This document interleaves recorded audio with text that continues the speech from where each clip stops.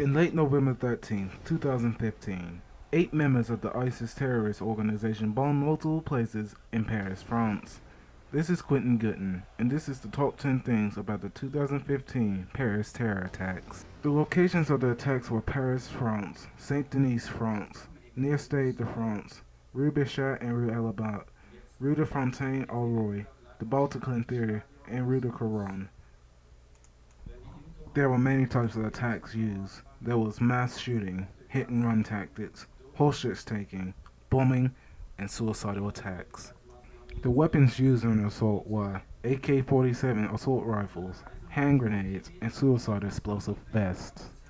In response to the bombings, French President Francois Hollande announced a state of emergency, the first since the 2005 riots, and placed temporary controls on the country's borders.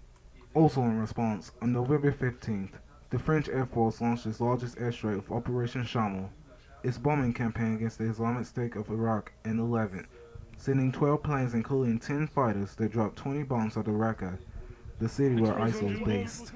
The attacks prompted European officials, particularly German officials, to reevaluate their stance on the EU policy towards migrants, especially in the light of the ongoing European migrant crisis.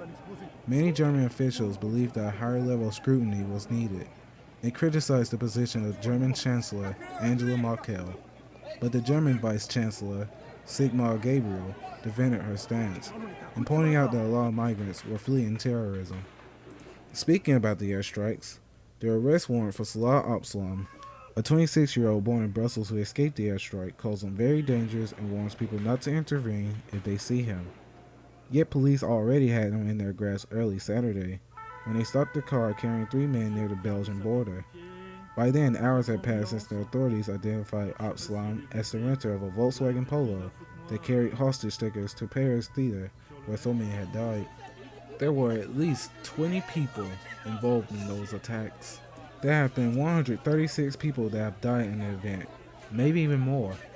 Islamic extremism, ideological addition to Paris as a capital of abomination and perversion, retaliations for French airstrikes in Syria and Iraq, and foreign policy of Francois Hollande and relations to Muslims worldwide were the biggest motives to the attack.